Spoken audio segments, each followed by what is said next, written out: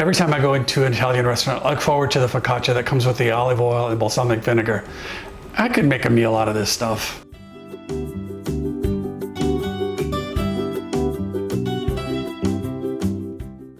In ancient Roman times, flatbread was often baked on the hearth of the fire, which is basically the bricks or the rocks next to it. The basic recipe actually goes further back than the Romans, to the Etruscans.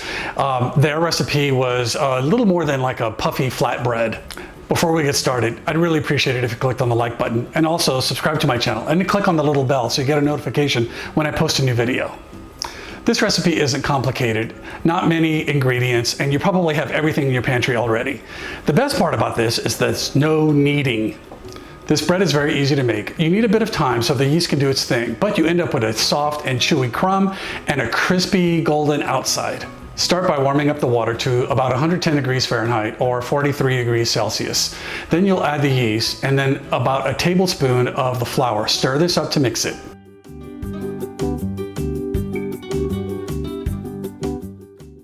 Let this sit for about 8 to 10 minutes until you see the bubbles start to come up to the surface. This is called the raft. This lets you know that your yeast is actually alive and you're good to go. In a large bowl, add to the flour the salt and then give it a stir with a very experienced wooden spoon.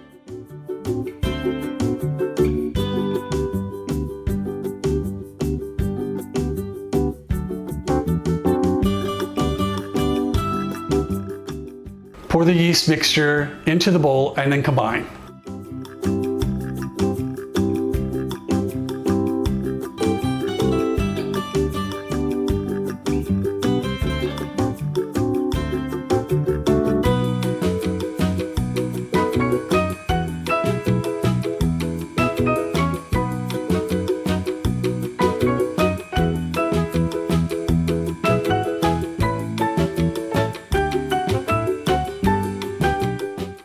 You'll want to use your hand to combine everything together. Get all of the dry flour off the bottom and the sides. Add in the olive oil and then keep working until all the ingredients come together. This should take about 5 minutes.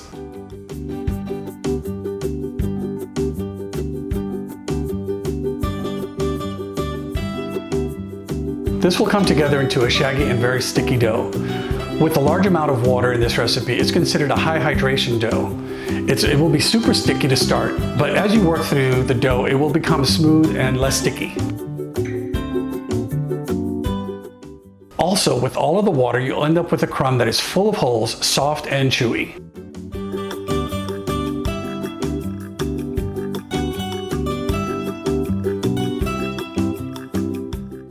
I transfer the dough to a clean bowl. You don't have to do this if you don't want to clean another bowl. Cover and let rest for about 20 minutes. This gives the flour a chance to soak up all of the water.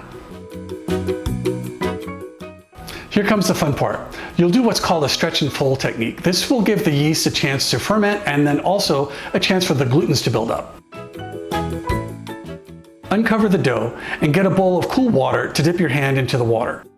Grab a handful of the dough and lift it until it's just about to tear and then fold it over the top of itself.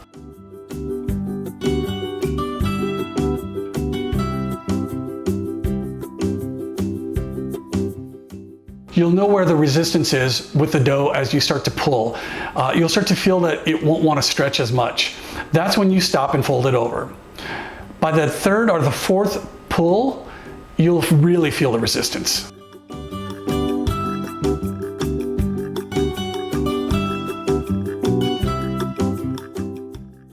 After the fourth stretch and full, go ahead and cover this and let it rest for 30 minutes. You'll want to repeat this about 4 times.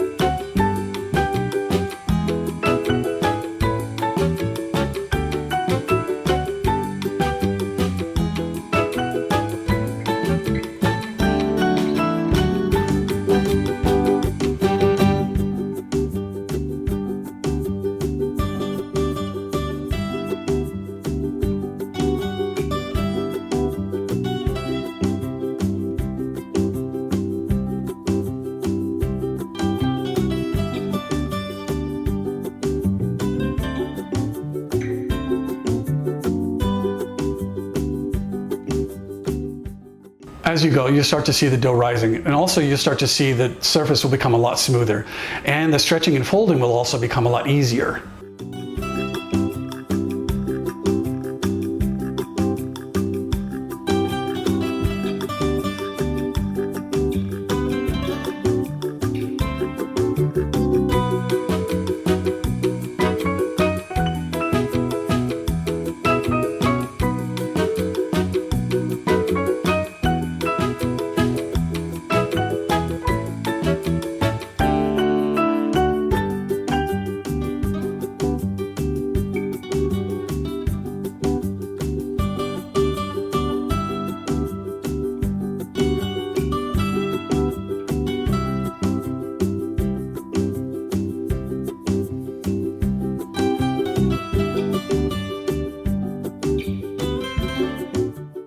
After the fourth stretch and full comes the proofing. I'm using a 13 by 9 pan with about an inch deep side to it. You can use whatever you have. I've seen it where people will use a 9-inch cake pan for this.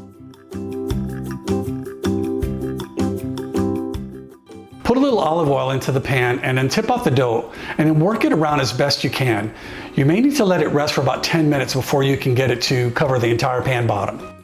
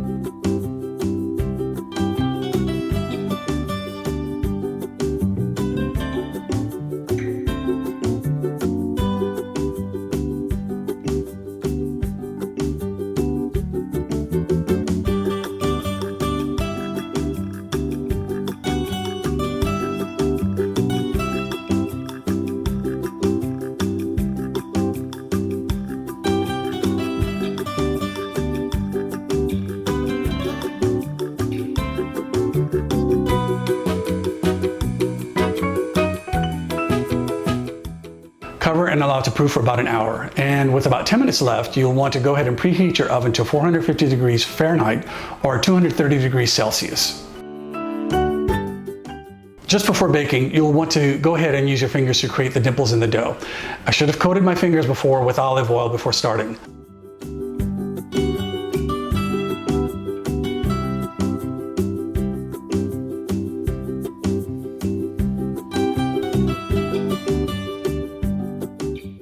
Press your fingers into the dough, but not all the way through to the bottom.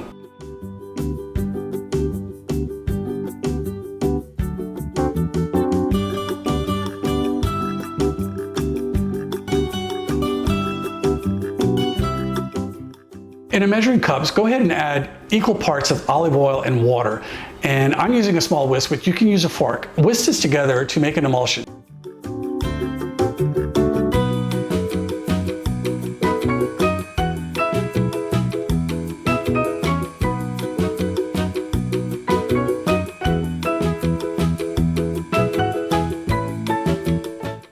Place whatever your favorite toppings are. I'm going to go with rosemary and salt, but you can add cherry tomatoes, basil, grated Parmesan cheese. It's your choice.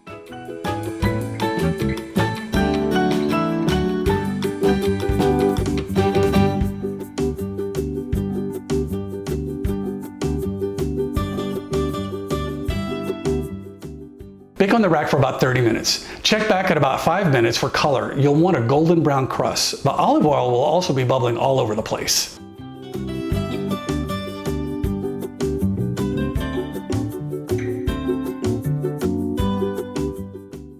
Remove from the oven and let sit for about 5 minutes. Then run a spatula around the edges to loosen it.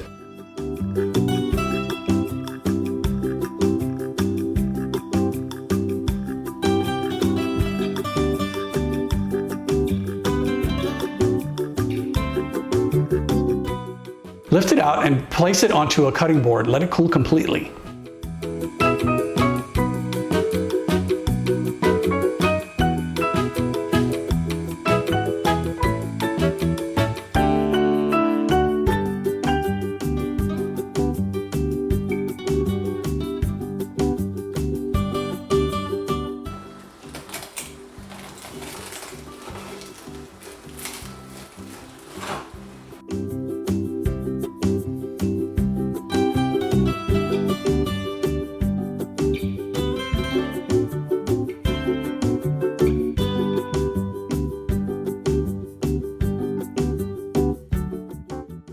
You can also use this not only for dipping, but for sandwiches. It also makes a terrific pizza. You can use your favorite sauces and all of your favorite toppings. This focaccia can be made in advance. You can keep it in an airtight container out on your counter for about a week.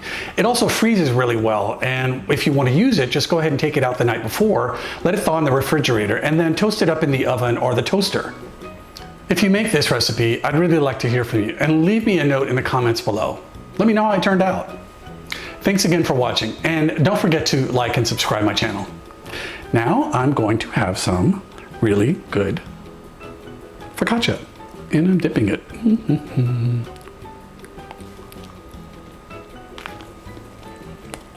Oh, it's fantastic. Bellissimo!